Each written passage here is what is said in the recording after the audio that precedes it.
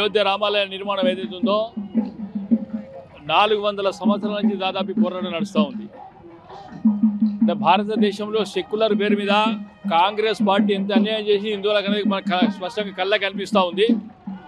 నిజంగా కూడా రాముడు పుట్టిన చోట రామాలయ నిర్మాణం చేయడం ఇంత శ్రమించాల్సిన అవసరంతో ఒకసారి హిందూ సోదరులందరూ ఆలోచించాలి.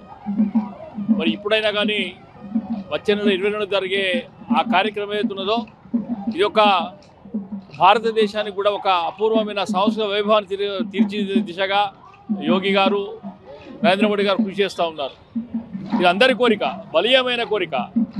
ఈ అయోధ్య రామాలయ నిర్మాణం ఏదైతున్నదో టోటల్ హిందువుల కళ, ఇది హిందువుల విజయం. భారతదేశంలో ప్రపంచ విదేశాల్లో ఉన్న చాలామంది హిందువుల విజయంగా భావిస్తున్నాం మేము. సెక్యులర్ పేరు మీద జరిగే ఆరాచకాలను మాత్రం హిందువులు గ్రహించకుంటే ఈ దేశ విభజన మరోసారి జరిగే దిశగా ప్రయత్నం చేస్తూ ఉంది కాంగ్రెస్ పార్టీ. కాంగ్రెస్ పార్టీ హిందూ ధర్మానికి వ్యతిరేకంగా ఉండే పార్టీ, హిందుత్వానికి వ్యతిరేకంగా ఉండే పార్టీ.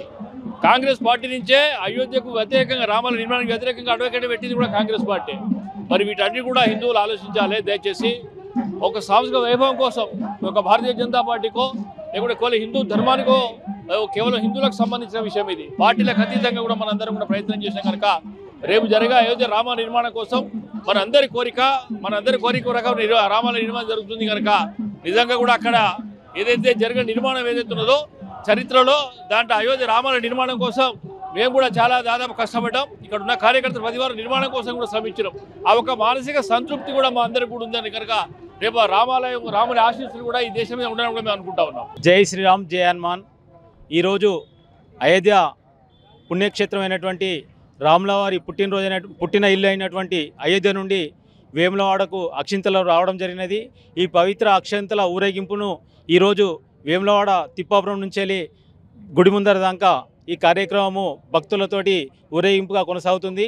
ఈ ఊరేగింపులో అధిక సంఖ్యలో భక్తులు పాల్గొని ఈ కార్యక్రమాన్ని విజయం చేస్తున్నటువంటి భక్తులకు మేము మా అందరి తరఫున కృతజ్ఞతలు తెలుపుకుంటున్నాము.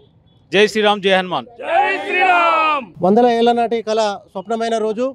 ఎందరో కరసేవల యొక్క కష్టాలు, హిందువుల యొక్క ఆకాంక్ష, స్వయంగా శ్రీరామ జన్మభూమి తీర్థక్షేత్ర ట్రస్ట్ ఆధ్వర్యంలో ఈరోజు హిందువుల ఆకాంక్షతో అయోధ్య రామమందిరం, భవ్యమైన దివ్యమైన రామమందిరం నిర్మాణం జరుగుతూ ఉంది.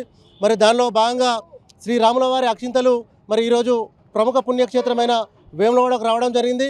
మరి దీనిలో భాగంగా ఈరోజు ఈ అక్షింతలను మరి పురోహితుల గుండా ఊరేగింపి మరి రాజరాజేశ్వర స్వామి దేవాలయంలో పూజా కార్యక్రమం కావించి మరి జనవరి 1 తర్వాత మరి పుర ప్రముఖులందరూ కూడా, పట్టణ ప్రజలందరూ కూడా, హిందువుల బంధువులందరూ కూడా ఈ అక్షింతలు మరి వితరణ చేయడం జరుగుతుంది. కాబట్టి మరి ఈ కార్యక్రమంలో పెద్ద ఎత్తున మన పండుగ, మన వేడుక, మన రాముడు కాబట్టి ఈ ఘనమైన కార్యక్రమంలో పాల్గొని మరి హిందువుల జన్మ ధన్యం చేసుకోవాల్సిందిగా మరి తీర్థక్షేత్ర ట్రస్ట్ ద్వారా మరి కోరడం జరుగుతూ ఉంది.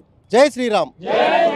వేములవాడ పట్టణంలో మరి శ్రీరామ వారి పట్టాభిషేకం టెంపుల్ ఇనాగ్రేషన్లో సందర్భంగా మరి ఇక్కడ జరిగినటువంటి భక్తులు అక్షంతల కార్యక్రమం మరియు ఈ పెద్ద ఎత్తున ర్యాలీ కార్యక్రమం చేయడం చాలా సంతోషించదగ్గ విషయం. మరి అక్కడ శ్రీరాముల వారు అయోధ్యలో అయితే ఇక్కడ శివకాశులు అనేటువంటి వేములవాడలో ఈ కార్యక్రమం ఏర్పాటు చేయడం చాలా సంతోషించదగ్గ విషయం. మరి ప్రతి హిందువు కూడా ఈ కార్యక్రమాన్ని దిగ్విజయం చేసుకొని మరి ఆ శ్రీరాముల వారి పట్టాభిషేకానికి, శ్రీరాముల వారి అక్షంతల కార్యక్రమంలో పాల్గొన్న మరి వేములవాడ పట్టణంలో అందరికీ కూడా పేరు పేరున ధన్యవాదాలు, కృతజ్ఞతలు తెలియజేస్తాం. జై శ్రీరామ్.